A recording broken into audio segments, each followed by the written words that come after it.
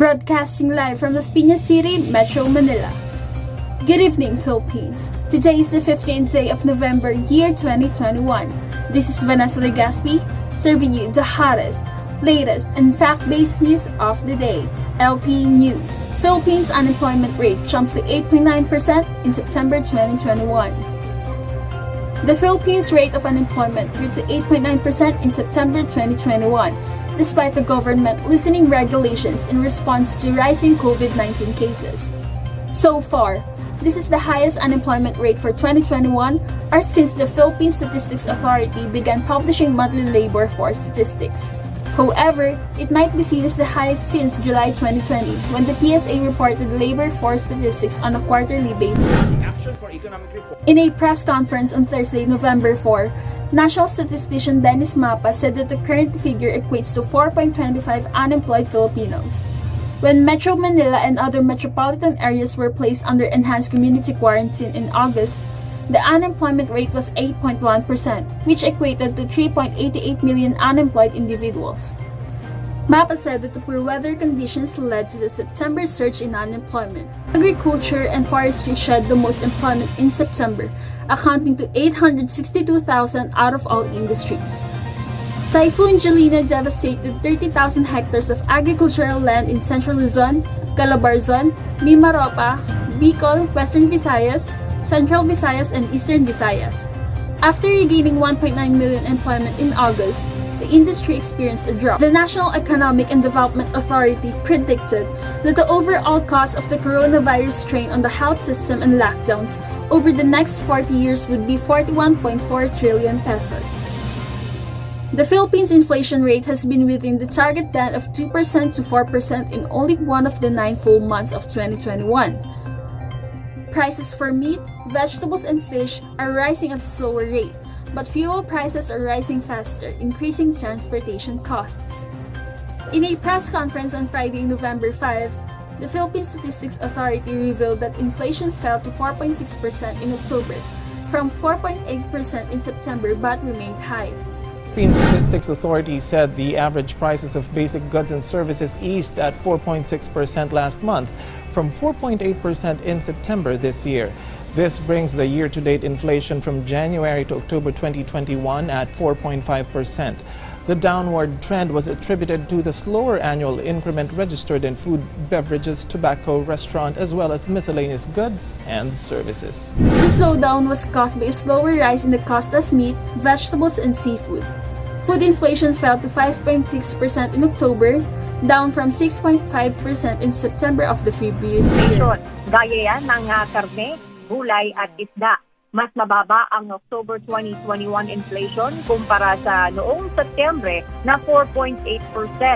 Samantala, kabilang naman sa may mga pinakamalaking ambag sa pangkalahatang inflation noong nakaraang buwan ay ang food and non-alcoholic beverages, housing, water, electricity, gas, and other fuels, at ang transportasyon. Fuel costs, on the other hand, surged by 32.9%, or at least a peso per liter every week in October, driving up transportation expenses by 5.2% to 7.1%, while private transportation soared by 16.7% to 25.5%. Gasoline prices are now over 60 pesos per liter, while diesel has reached the 50 peso level in Metro Manila. In the provinces, fuel prices are more expensive in some areas based on photos and videos sent by Bayan patrollers. From January through October, the average inflation rate was 4.5%. So far, the inflation rate has only reached the desired range of 2% to 4% once in 2021. Despite these modifications, Bangko Sentral ng Pilipinas Governor Benjamin Diokno has said repeatedly that the upsticks are only temporary. From January to October 2021 at 4.5%. The downward trend was attributed to the slower annual increment registered in food.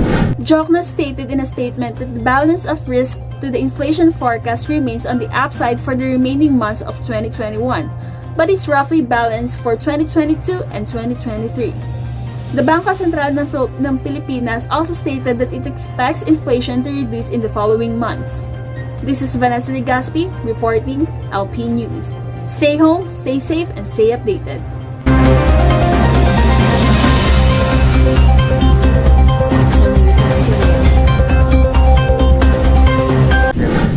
against the US dollar, increasing concerns about the impact on inflation, particularly in light of rising oil costs. However, according to the bank governor Benjamin Diokno's comments, it's the dollar that is strong, not the peso that is weak. The Central Bank of the Philippines is unconcerned. The Philippine peso has been declining against the US dollar and it is now closer to 50 pesos per dollar after lingering 48 pesos per dollar. There is nothing to worry about, says the Philippine Central Bank Governor Benjamin Diokno. Economists such as RCBC's Michael Rutherford have been identified the declining peso as a potential driver to future inflation. While inflation declined to its lowest level in June, Rutherford cautioned that there remains an upside risk this year, including a weaker peso, which would eventually contribute to an increase in import costs. In addition to depending the vital fuel, Philippines has turned into imported grains and frozen hog meat to solve local supply concern and food inflation. The central bank will not intervene anytime soon, says Governor Diokno. While the weakening peso may cause inflation, it will give some extra purchasing power for US dollar earners, such as families of overseas Filipino workers and the business process outsourcing industry. This is Carl Pagalagan reporting LP News. Stay home, stay safe, stay updated.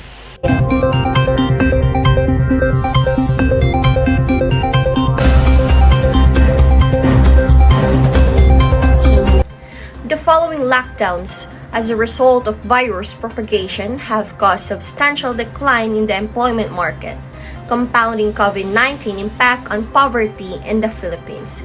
The Philippines' unemployed rate was about 5% before the start of the epidemic, but it has since deteriorated owing to lockdown measures.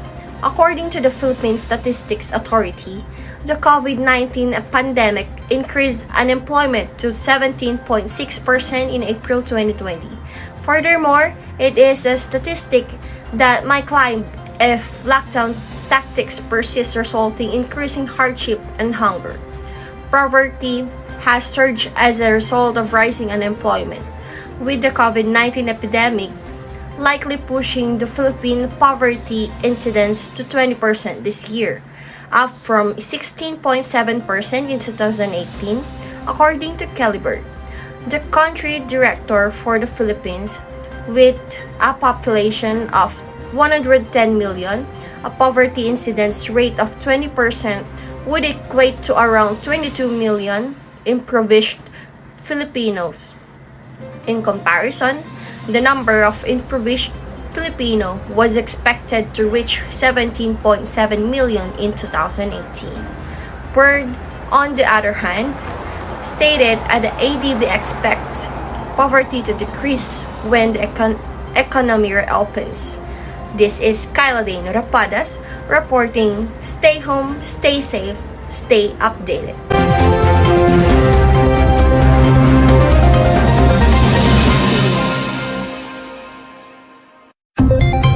Throughout the years, the tourist sector in the Philippines has been a substantial contributor to the country's GDP. In terms of tourist sector GDP share in the Asia, the Philippines was one of the top performers. However, in the previous year, the COVID-19 epidemic damaged the tourism industry's supply chain, resulting in an economic depression in the Philippines. This year, the Philippines tourist sector developed big strategies and plans for interval travel in the new normal in order to maintain tourism alive and well in the face of international border closures.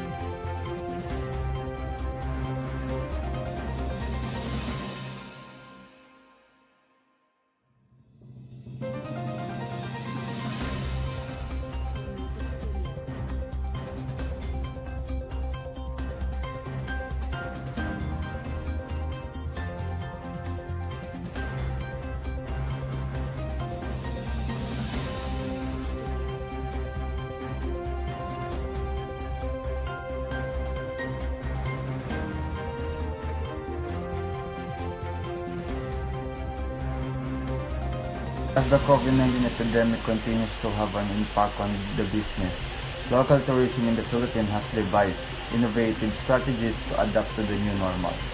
Filipino customers might travel securely inside the Philippines without sacrificing convenience, according to the recent poll of Filipinos. Respondents were inclined to follow health and safety measures when traveling. Out of those protocols, around 49% of Filipinos were willing to offer medical certification before to travel, while approximately 12% were hesitant to submit a medical certificate prior to travel. According to the same study, the majority of respondents were eager to travel throughout the countries, even in the lack of vaccination.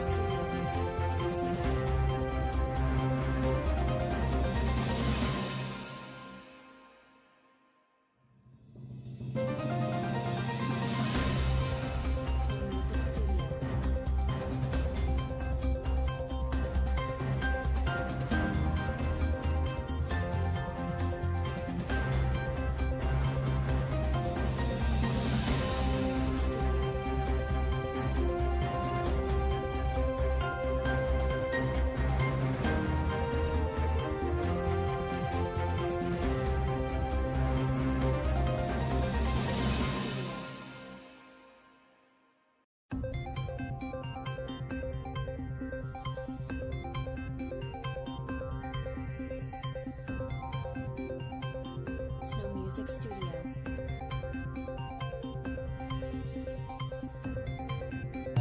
This has been Vanessa Legaspi. See you again next time for another 15 minutes of the hottest, latest, and fact-based news of the day.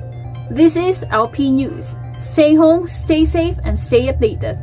God bless and keep safe.